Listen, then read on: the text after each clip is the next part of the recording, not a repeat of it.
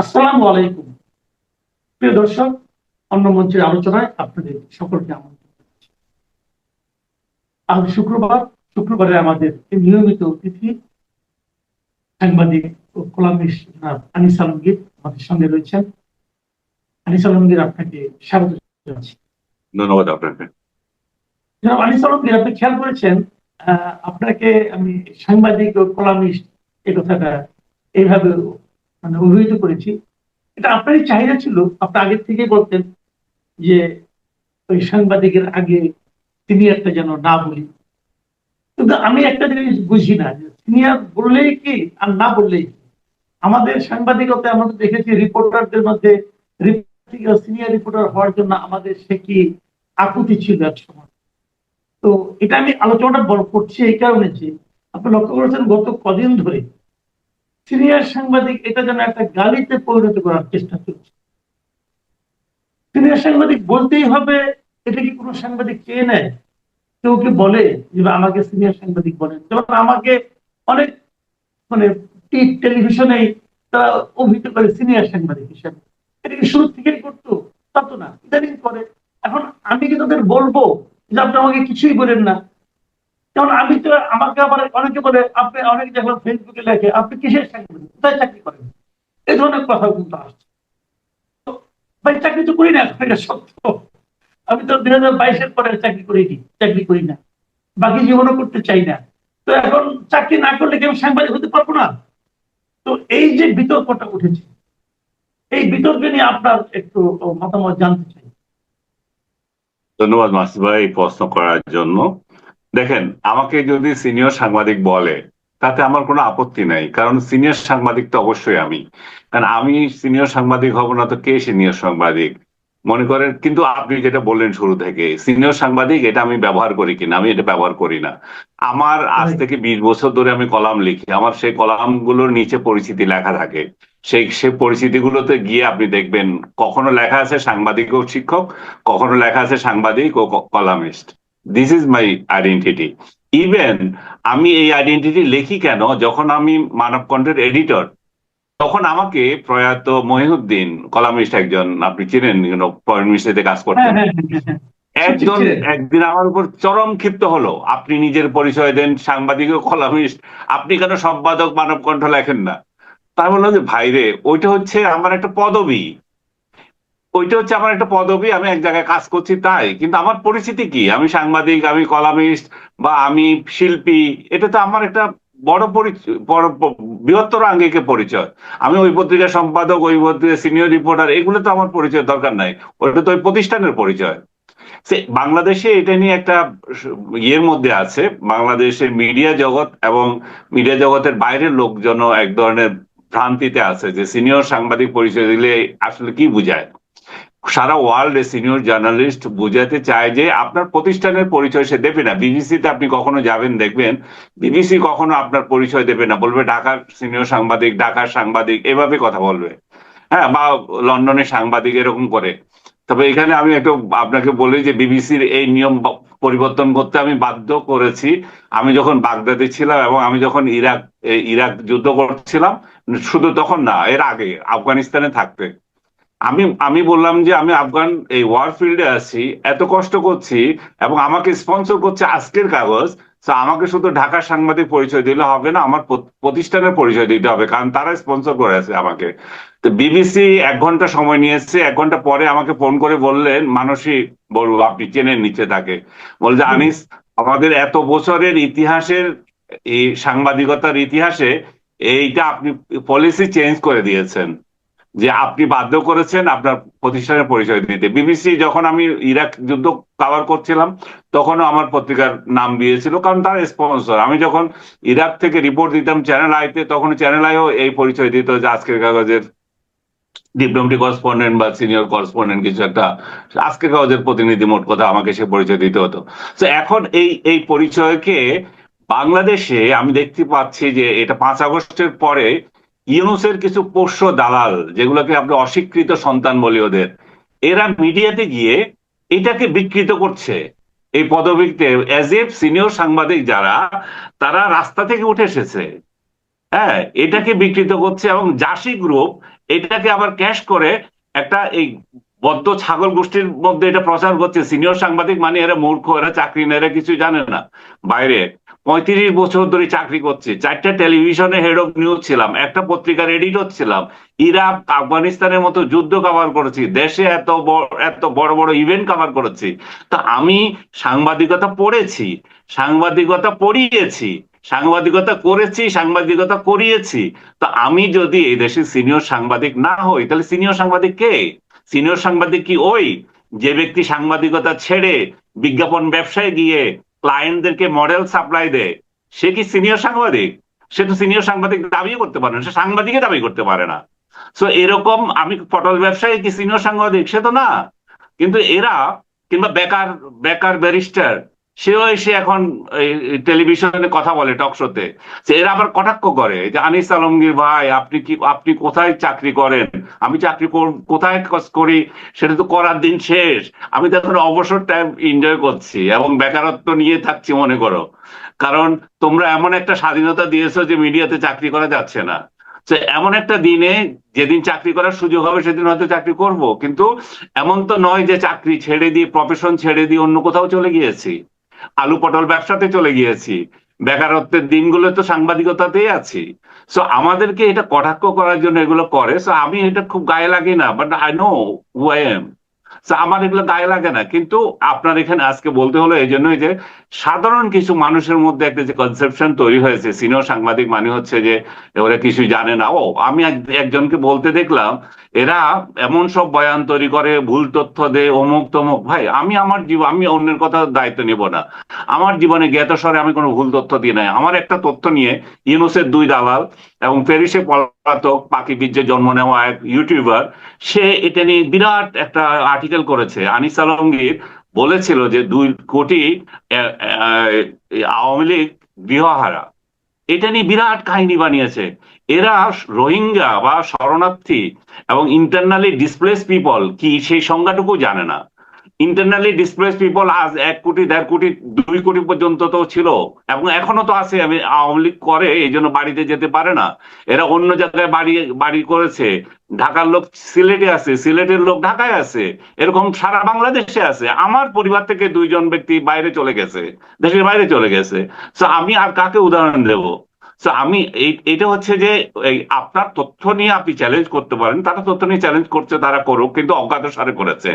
এখন আপনার অভিমত নিয়ে তার কেন চুলকানি লাগবে? আপনার অভিমত আপনার অভিমত। সে যে ইউনুসের চাটতেছে কিংবা অন্য কারো যে চাটাচাটি করে সেটা নিয়ে তো আমার মাথা ব্যথা নাই, তুই চাট, তোর চাটতে ভালো লাগে। কিন্তু আমার অভিমত নিয়ে তোর কেন সমস্যা রে ভাই? আমার অভিমত তো আমার অভিমত। এবং এই জন্যই বলি যে সিনিয়র সাংবাদিক, এই যে কথাটা বললেন গত সপ্তাহে, আমি আমি কিন্তু এটা বরাবরই যারা প্রেজেন্টার তাদেরকে বলি, ভাই এই এই কি ধরনের আমি এটা ব্যবহার করি না। এবং গত সপ্তাহে চ্যানেল 24 এর একটা টক শোতে আমি আর আজিজ ভাই ছিলাম। আমাকে যখন এই নামে পরিচয় করে দিল সিনিয়র সাংবাদিক, 2জনই আমরা সিনিয়র সাংবাদিক, তখন আমি বললাম যে ভাই এই সিনিয়র সাংবাদিকটা আপনারা ইউজ করেন না, কারণ এটা আমাকে, আমি আমি নিজে ইউজ করি না, আমাকে এটা দিয়েন না। কারণ এটা এই উগ্র গোষ্ঠী, মৌলবাদী গুপ্ত জামাতিরা এটাকে ভিন্ন অর্থে ব্যবহার করছে। এবং কিন্তু তাই বলে আমি বলছি না যে আমি সিনিয়র সাংবাদিক না, আমি অবশ্যই সিনিয়র সাংবাদিক। এবং আজিজ ভাইকে বললাম উনিও অবশ্যই সিনিয়র সাংবাদিক, উনি একটা পত্রিকার এডিটর, আমি একটা পত্রিকার এডিটর ছিলাম। তো আমরা সিনিয়র সাংবাদিক না তো জাতির সিনিয়র সাংবাদিক কে? সিনিয়র সাংবাদিক রাস্তায় বেকার ঘোরাঘুরি করে অন্য প্রফেশনে চলে যাওয়া, আলু পটল ব্যবসা করছে ওরা, যেটা আগে বলছিলাম মডেল সাপ্লাই দেয় ওরা। ওরা তো সিনিয়র সাংবাদিক না, ওরা তো সাংবাদিক পরিচয় দিতে পারবে না। ওদের তো লজ্জা থাকা উচিত, সাংবাদিক পরিচয় দিয়ে টক শোতে যায়।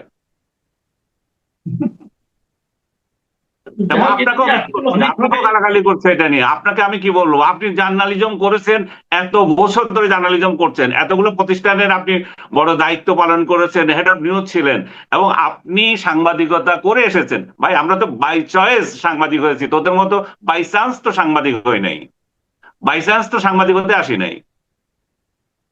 যাই হোক, এখন এই জিনিসটা কি আমি মানে বলার চেষ্টা করি অনেকবার। ভাই দেখেন, আমি সাংবাদিকতা তো অনেকগুলো আপনার শাখা আছে।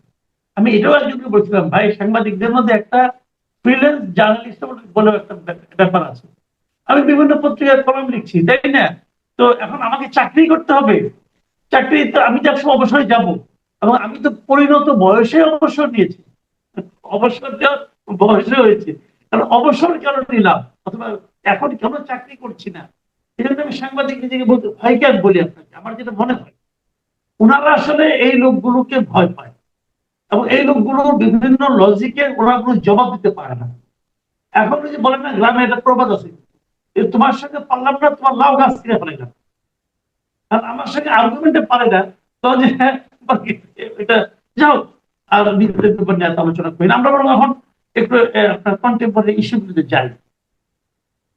আপনি নিশ্চয়ই খেয়াল করেছেন গত দুদিন ধরে আমাদের দেশে এই এইচএসসি পরীক্ষা, বন্যার পানি, বৃষ্টির পানি জমে যাওয়া, এবং মানে পরীক্ষায় প্রশ্নপত্রে ভুল, এগুলো নিয়ে একটা লঙ্কা কাণ্ড মোটামুটি চলছে। এটা নিয়ে ডিটেল বলার কিছু নেই। এখানে কি দেখছেন আপনি, মন্ত্রীর ভূমিকা, স্টুডেন্টদের ভূমিকা, আন্দোলনের ভূমিকা, সব মিলিয়ে আপনি কি দেখছেন? আমি এখানে উস্কানি দেখছি। এই ছেলেগুলোকে এক ধরনের উস্কানি দেওয়া হয়েছে, তাদেরকে আবার বোঝানো যাচ্ছে না। এবং একটা একটা এটা এটা কি বলবো, স্পয়েল সোসাইটি, স্পয়েল জেনারেশন আমরা তৈরি করছি। আমরা তো পরীক্ষা দিয়েছি, আমাদের সময় কি পরীক্ষা থেকে ডিসরাপশন হয় না? হয়েছে। কিন্তু সেখানে কি হয়েছে, এখন মাসটা বেশি দূরে হয়ে গেছে। আমাদের সময় মার্চের মধ্যে পরীক্ষা হয়ে যেত, আবহাওয়াকে চিন্তা করেই। জানুয়ারি থেকে মার্চের মধ্যে পরীক্ষা হতো, এখন এটা জুলাইতে হচ্ছে। জুলাইতে একটা বৃষ্টির সময়। এটা এক ধরনের বেকুবি হচ্ছে যে জুলাইতে আপনারা বারবার এই সময়টাতে কেন পরীক্ষা নিয়ে আসতেছেন। বাট নানা কারণে, যেহেতু বাংলাদেশে একটা অস্থিতিশীল পরিবেশ ছিল, নানা কারণে শিক্ষা পিছিয়েছে, জুলাই এসছে। তো যেটা করা দরকার ছিল যে এই বন্যার মধ্যে যে পরীক্ষাগুলো আপনার নিয়ে, তারা, এটা অমানবিক, এটা এটা মেনে নেওয়া যায় না। হাঁটু পানিতে এই দিয়ে ছেলেরা এই পরীক্ষা কেন্দ্রে যাবে, মেয়েরা পরীক্ষা কেন্দ্রে যায়, পরীক্ষা দিচ্ছে। ভাই, আমার তো এই কাপড় নিয়ে তো অস্বস্তি বোধ করে, আমি তো এক মিনিটও বসতে পারবো না। এটা এই ছেলে মেয়েরা তো পরীক্ষা দিচ্ছে, পরীক্ষা তো একটা হেলা হেলা ফেলার বিষয় না। তো এটা এটা সিরিয়াসলি নেওয়া উচিত ছিল, এবং মন্ত্রী এটা সিরিয়াসলি নেন নাই। বা উনি যদিও বলছেন যে না, আমি আমি অন্যদের সাথে আলাপ করেছি, আমার তো শুধু একা দায়িত্ব ছিল না, সেটা ওনার সাফাই হতে পারে। কিন্তু আমি পরবর্তীতে যেটা শুনলাম যে তারা এটা বাতিল করেছে, চিটং বোর্ডের সঙ্গে এটা সমন্বয় করে এটা পরীক্ষা নেবে। তো সেটাতে আমার মনে হয় যে আপত্তি করার তো খুব বেশি কিছু নাই। যেগুলা যেগুলা পরীক্ষা ভালো হয় নাই, যেগুলাতে বৃষ্টিপাত ছিল, সেগুলো পরবর্তীতে এটা হতে পারে। কিন্তু আমি এখানে দেখতে পাচ্ছি যে এক ধরনের উস্কানি এদের মধ্যে আছে। বিশেষ করে আমি এনসিপির নেতা নেত্রীদের বক্তৃতায় দেখতে পাচ্ছি যে এই ছেলেগুলোকে, ইয়াং জেনারেশন গুলোকে উস্কানি দেওয়া হচ্ছে। এবং ইয়েতে ইভেন প্রধানমন্ত্রীকে পর্যন্ত কটাক্ষ করে কথা বলছে। তো মানে শিক্ষামন্ত্রী তো নগণ্য বিষয়। তো এই যে জিনিসটা, আমার মনে হচ্ছে প্রত্যেকটা ইস্যু নিয়ে আমরা এই খেলাখেলি ভালো না। এটা এই জেনারেশনটাকে নষ্ট করার কোনো মানে হয় না। কারণ এই এই ইন্টারমিডিয়েট একটা জীবনের ভীষণ গুরুত্বপূর্ণ, শুধু গুরুত্বপূর্ণ না, ভীষণ গুরুত্বপূর্ণ। এটা একটা মাইলস্টোন। আপনি আপনি কোন দিকে যাবেন, আপনার একটা দিক নির্দেশনা। এটা কোথায়, আপনি ইন্টারমিডিয়েট রেজাল্টের উপর নির্ভর করছে আপনি ইউনিভার্সিটিতে যাবেন, কোথায় যাবেন, নাকি বেকার হবেন, সবকিছুর উপর নির্ভর করছে, না বিদেশ যাবেন। যে এমন একটা পরীক্ষাকে হেলায় ফেলায় করে এবং এটার পেছনে রাজনৈতিক ইন্ধন যোগানো আমার মনে হয় ঠিক হচ্ছে না। আওয়ামী লীগকেও আমি দেখি যে সোশ্যাল মিডিয়ায় আওয়ামী লীগের লোকজনও এটা তো মৌন সমর্থন আছে ছেলেদের এই উগ্র দিকে। বা তারা তারা অন্যভাবে বলে, তারা বলে যে ইউনুস যে এই সোসাইটি, এই শিশুগুলোকে নষ্ট করে গেছিল, তখন তো আপনারা কিছু বলেন নাই। তারা ওই জুলাইয়ের আন্দোলনকে ইঙ্গিত করতে চায়। আমি বললাম যে ভাই, জুলাই আন্দোলন আর এটাকে, দুইটাকে এক করে আর এখন দেখেন না। কারণ এটা, বা জুলাইতে যদি ভুল করেও থাকে কেউ আপনাদের দৃষ্টিতে, তো এই ভুল এখন আবার হতে দেবেন কেন? এখন তো এটা হওয়া উচিত না। এখানে আপনি আরেকটা জিনিস খেয়াল করেছেন, এই যে আমাদের যারা নাকি স্টুডেন্ট যারা আছে, অথবা স্টুডেন্টের মতো যারা দেখতে, মানে ওই বয়সী, তাদের মুখের ভাষা, আচার আচরণ, এখানেও কিন্তু আমার কাছে খুবই, আমি কিন্তু আতঙ্কিত আমাদের নেক্সট জেনারেশনকে নিয়ে। তাদের এর কেমন শিক্ষা, আজকে দেখলাম যে একটা ছেলে একজন বয়স্ক লোককে লাফি দিচ্ছে। আপনি এটা ছবি আসছে কিনা আপনার কাছে, আপনি দেখছেন কিনা জানি না। আমি তো দেখছি শিক্ষকের উপর চেয়ার মারছে। বলেন শিক্ষক, এগুলো কেন?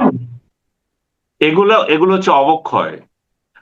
থ্যাঙ্কস গড যে আমি এখন শিক্ষকতা অলমোস্ট ছেড়ে দিয়েছি। কারণ এই এই জেনারেশন যদি হয় আমাদের ছাত্র, ওনাদেরকে কি শিক্ষা দেব? হ্যাঁ, এবং আমার এই বুড়া বুড়া বয়সের আমার ইয়েগুলা এক ব্যারিস্টারকে দেখে বলছে আমার জীবনে কোনো কৃতজ্ঞতা নাই শিক্ষকদের উপর। তো এরা এরা কি দিবে? এদের কাছে থাকে তো এরাই তো উস্কানি দাতা, যে আমার কোনো কৃতজ্ঞতা নাই শিক্ষকের উপর। আপনার কোনো কৃতজ্ঞতা নাই, তার মানে আপনি অকৃতজ্ঞ। আপনার শিক্ষা জীবনে যে আপনাকে শুরু থেকে শেষ পর্যন্ত যে নিয়ে গেছে, কেউ না কেউ 2 পয়সার উপকার হলেও তো আপনাকে করেছে। আপনি যখন বলেন যে না আমার কোনো ইয়ে নাই, তার মানে হচ্ছে যে এই জেনারেশনকে উস্কিয়ে দেওয়া যে শিক্ষকদের উপর তোমার কৃতজ্ঞতা বোধের কিছু নাই। এরা টুলস, এরা তুমি টাকা দিচ্ছ তাই পড়াচ্ছে, তা তো না। শিক্ষকতা এমন একটা পেশা, যেটা যেটা নিজেকে ভাইরাল করার পেশা না, এটা হচ্ছে এমন একটা পেশা যে লোকই পেশা, যেটাতে আমি সাধারণ মানুষ, আমি সাধারণভাবে চলছি, আমার এই স্টুডেন্ট, আমি তাদেরকে শিক্ষা দেব। আমার চাকচিক্য নয়, আমার অন্য জীবনে আমি যেতে চাচ্ছি না। এই যে আপোষ করা, নিজের সাথে যে আপোষ করা, এই এই যে মহান যে জিনিসটা, আপনি এটার প্রতি তো সারা জীবন কৃতজ্ঞ থাকতে হবে। যে লোকটা অন্য কিছু হতে পারতো কিন্তু সে শিক্ষকতা বেছে নিয়েছে, সে ক্লাসে ফার্স্ট বয় ছিল, সে কি অন্য কিছু করতে পারতো না? সে শিক্ষকতা কেন বেছে নিল, যেখানে আমি কোনো দামই আমি নেই? এই প্রসঙ্গে আপনি একটা ছোট্ট, যদিও একটু প্রাসঙ্গিক না তবু বলি। আমি ওই দিন দেখলাম যে ইটিভির একটা টক শোতে আমাদের একজন মানে ভদ্রলোক, খুবই পরিচিত মুখ, উনি বলছেন যে ওনার নাকি ওনার শিক্ষকদের প্রতি কোনো ধরনের কৃতজ্ঞতা নাই। ওনার যারা শিক্ষক ছিলেন তাদের কারোর প্রতি ওনার কোনো কৃতজ্ঞতা নাই। তো না, এটা আমি যদি তার সবাই কথাই বলছি। শোনে, আমি আমি তার কথাই বলছি, আমি ওটা ভাইরাল দেখেছি, তার ক্লিপ দেখেছি। হ্যাঁ, এবং এটা কি ধরনের অসভ্যতা, যে যে বলে যে আমার কোনো কৃতজ্ঞতা কৃতজ্ঞতা না থাকলেও চুপ করে থাকেন না, কিন্তু আপনি উস্কে দিচ্ছেন কেন শিক্ষকদের প্রতি অসৎ আচরণ করার জন্য? সো আমরা দেখতে পাচ্ছি এগুলো 5 আগস্টের ফল। 5 আগস্টের পরে এই যে বিকৃত মস্তিষ্ক কিছু ব্যক্তি মিডিয়াতে এসে এবং এই সমস্ত উদ্ভট বয়ান দেওয়া শুরু করেছে। এক ইডিয়েট আমাকে বলে যে আনিস আলমগীর কোথাকার সাংবাদিক, কোথায় চাকরি করেন, বিদেশ থেকে টাকা পান, খাবি যাবি। ওই ছাগল কবিরকে আমি জিজ্ঞেস করি তুমি ধানমন্ডিতে কিভাবে থাকো? আমি ধানমন্ডিতে আমার বাড়ি আছে, সেটা নিয়ে কথা বলছে, আমার নাকি ভাড়া আছে, বাড়িটা কোথায় আমি এটা খুঁজে পাইলাম না। এখন সে ধানমন্ডিতে কিভাবে থাকে, বেকার উকিল, যার 2 পয়সা দাম নাই? এই কোশ্চেনটা কে করবে? এটা এটা তো নয়। এরা এরা যেটা করছে, মুক্তিযুদ্ধকে গালি দিচ্ছে। আপনি দেখেন, ওই ছাগল কবির বলে 16ই ডিসেম্বরকে আমি মানি না। আরো একজন বেকার ব্যারিস্টার, সেও বলে যে 16ই ডিসেম্বরকে আমরা স্বাধীনতা এই বিজয় দিবস মানি না। তো মানিস না তো এই দেশে থাকিস কেন? তারপরে বলে 3 লক্ষ বিহারি মেরেছে মুক্তিযোদ্ধারা, বঙ্গবন্ধু গাদ্দার, বঙ্গবন্ধু স্বাধীনতা চায় নাই, আরো কি কি জানি। মানে প্রতিদিন অসভ্যতার চরম সীমাতে মুক্তিযুদ্ধকে হেয় করে করে, এবং টেলিভিশন গুলো এই সমস্ত ছাগলদের ডেকে এনে টকশো করে এবং তাদের টিআরপি বাড়ায়। এবং এদের এই ছাগলদের সাথে আবার বসতে বলে আমাদেরকে মুক্তিযুদ্ধ নিয়ে বিতর্ক করতে হবে। আমি মুক্তিযুদ্ধ নিয়ে বিতর্ক করার কি আছে? এটা প্রতিষ্ঠিত সত্য। ছাগলদের সঙ্গে বসে এই মুক্তিযুদ্ধ নিয়ে কথা বলতে হবে কেন? টেলিভিশন গুলো যে এই ডেলিভারেটলি এগুলো করছে, এগুলো দেখার কিছু নাই। টেলিভিশন গুলো জুলাইকেও পচাচ্ছে, একদল লোক জুলাইকেও অপমান করছে, ওরা অনেকের দৃষ্টিতে কেন করছে? কারণ এই ধরনের ছাগলদের জবাব দিতে হলে তাই দিতে হবে, কারণ এই ছাগলগুলো 24 দিয়ে 71কে মুছে দিতে চাচ্ছে। আপনি যখন 24 দিয়ে 71কে মুছে দিতে চান, তখন 71-এর লোকদের তো দায়িত্ব পড়ে এটা নিয়ে কথা বলার। 24 নিয়ে যে রঙ্গ তামাশা করছেন, 24 নিয়ে যে যে ব্যবসা শুরু করেছেন। আজকে একটা কার্টুন দেখেছিলাম আমি, গতকাল একটা কার্টুন দেখেছি আমি, মেহেদি আঁকা, নিউ এজ কার্টুনিস্ট, অসাধারণ একটা কার্টুন এঁকেছে। দেখা যাচ্ছে সেই, আপনি দেখেছেন কিনা জানি না, এই যে আবু সাইদের একটা কার্টুন, 2 হাত প্রসারিত করে দাঁড়ানো, নিচে আগুন জ্বলতেছে, দেশটা জ্বলতেছে, আর এক হাতে এই যে মব বাহিনী অত্যাচার অনাচার সেই চিত্র, আরেক হাতে লুটপাটের চিত্র, এবং মাঝখানে মৌলবাদীরা উকি দিচ্ছে। এই যে একটা 2 বছর যাওয়ার পর বাংলাদেশ যে কি পেয়েছে, একটা কার্টুনে পুরোটাই তুলে ধরতে চেয়েছিল। কিন্তু এই কার্টুনগুলো কেন হচ্ছে তাহলে? তার মানে হচ্ছে যে এই জুলাইকে কারা অপমান করছে? জুলাইকে অপমান করছে তারাই, যারা মুক্তিযুদ্ধকে হেয় করতে চাচ্ছে এবং যারা এই ধরনের বয়ান দিচ্ছে যে মুক্তিযুদ্ধ মানি না, বঙ্গবন্ধু মানি না, এবং জাতীয় সঙ্গীত বাজতে এরা বসে থাকে নির্লজ্জের মতো। যে দেশে জাতীয় সঙ্গীত বাজতে বসে থাকে, এরা নাকি আবার বুদ্ধিজীবী, এরা আবার টকশোতে যায়। এবং এইগুলা রাষ্ট্র সহ্য করতেছে। আর জুলাই নিয়ে কিছু বললে বলতেছে এদের জিপ কেটে দাও। জিপ কেটে কিভাবে দেবেন? কারণ আপনি জুলাই নিয়ে বলার জন্য তো এগুলোই তৈরি করছেন, এবং জুলাইকে তো অপমান এদের দ্বারাই করতেছেন আপনি। এগুলো এদেরকে দেখার পর এরা যদি জুলাইয়ের পোস্টার বয় হয়, এরা যদি জুলাইয়ের পোস্টার বয় হয়ে একাত্তরকে এইভাবে অপমান করে, তো তাহলে একাত্তর বিশ্বাসী লোকজন জুলাইকে কিভাবে নেবে? জুলাইকে কিভাবে শ্রদ্ধা করবে? এই জায়গায় তো একটা বিরাট বিভক্তি তৈরি করছে এরা। জি, আমি অনুষ্ঠানে একদম শেষ পর্যায়ে চলে এসেছি। আহ, যে প্রশ্নটা করতে চাই, আমাদের প্রধানমন্ত্রী তারেক রহমান উনি একটা কথা বলেছেন যে তার সরকার কোনো ধরনের চরম পন্থা বা উগ্রবাদকে প্রশ্রয় দেবে না। প্রধানমন্ত্রীর মুখ থেকে এ ধরনের কথা আসা মানে নিশ্চয়ই কি এ ধরনের কোনো আশঙ্কা তৈরি হয়েছে দেশে, নাকি উনি এটা কেন বলেন বলে আপনার মনে হয়? কিছুটা উগ্র রাজনীতির তো আবির্ভাব হয়েছে, যে মব সংস্কৃতির পাশাপাশি যেটা ইউনূস চালু করে দিয়ে গেছে, যেভাবে আপনার জেলখানা থেকে যেভাবে উগ্রবাদী লোকদেরকে বের করে দিয়েছে নির্বিচারে, তারা তাদের এখন কিছু অ্যাক্টিভিটিস, আমি স্পেসিফিক বলবো না, তাদের কিছু অ্যাক্টিভিটিস, তাদের এই যে কলমা পতাকা মিছিল এবং তাদের কথাবার্তা, তাদের হুমকি, এগুলো তো রাষ্ট্রের জন্য এক ধরনের বরং চরম একটা মানে প্যারেশানির বিষয় হয়ে যাবে। এবং নন অ্যাক্টর এগুলো যারা আছে তাদেরকে তাদেরকে কিভাবে রাষ্ট্র নিয়ন্ত্রণ করবে, এখন তো রাষ্ট্রের এটা দায়িত্ব হয়ে যায়। কারণ এই রাষ্ট্র তো শুধু আহ, নিজে নিজে সবকিছু করতে পারে না, তার নিয়ন্ত্রণ, তার উপর দৃষ্টি বহির্বিশ্বের এবং এগুলো আছে। এবং এই এই ধরনের উগ্রপন্থা যদি বেড়ে যায় দেশের মধ্যে, ব্যবসা বিনিয়োগ এমনিতে তো 12টা বেজে আছে মব সংস্কৃতির জন্য, ইউনূস যেটা চালু করে দিয়ে গেছে। তো কেউ বিনিয়োগ করছে না, দেশের মধ্যে কোনো বিনিয়োগ নাই, চাকরি হারা লক্ষ লক্ষ লোক। তো এইভাবে যদি হতে থাকে তাহলে তো বাংলাদেশের ভবিষ্যৎ অন্ধকার। প্রধানমন্ত্রী যদি এই বিষয়ে বিশেষ দৃষ্টি দিবেন বলেন এবং সংসদে দাঁড়িয়ে বলেন, তাহলে তো আমরা এটাকে সাধুবাদ জানাই। জি, অনেক ধন্যবাদ জনাব আনিস আলমগীর। প্রিয় দর্শক, আপনারা শুনলেন আনিস আলমগীরের স্ট্রেট কাট কথাবার্তা। আপনারা নিশ্চয়ই খেয়াল করেছেন ওনার নিজের যে ফেসবুক পেজে যখন পোস্ট দেন কোনো বিষয়ে, নিচে লেখা থাকে আউটস্পোকেন আনিস আলমগীর। তো ওনার এই লেখার সঙ্গে ওনার বক্তব্যে নিশ্চয়ই আপনি মিল খুঁজে পাবেন। আমার পেজটা ফলো করতে বলেন। আপনার এই সানসে আমি বলে দিই, আমার নামে পেজ আমার আমার নামে ফেসবুকে অনেকগুলো গ্রুপ খোলা আছে, অনেকগুলো পেজ খোলা আছে, সবগুলো ভুয়া। আমার একটা মাত্র পেজ, সেটা হচ্ছে আউটস্পোকেন আনিস আলমগীর। সেটাতে যাতে আপনার শ্রোতারা, আপনার যারা ভক্ত আছে তারা যাতে লাইক দেন। জি, আমি দর্শকদের কাছে এই সুযোগে এই অনুরোধ জানাচ্ছি, আপনারা যদি ওনার পেজটাকে আপনারা ফলো করেন তাহলে হয়তো ওনার কথা আপনারা আরো বেশি বেশি শুনতে এবং পাবেন। আপনার এখানে যে শো হয় সেই শোটা আমি সঙ্গে সঙ্গে শেয়ার করি। আচ্ছা, থ্যাংক ইউ। তাহলে এটাও জানা থাকবে, যদি কোনো কারণে আপনারা আমার শোটা দেখার জন্য আগ্রহ প্রকাশ করেন, তাহলে আউটস্পোকেন আনিস আলমগীর এই পেজে গেলে আপনারা এই অনুষ্ঠানটা দেখতে পাবেন। তবে ভালো থাকবেন, এখন এই পর্যন্তই। আল্লাহ হাফিজ।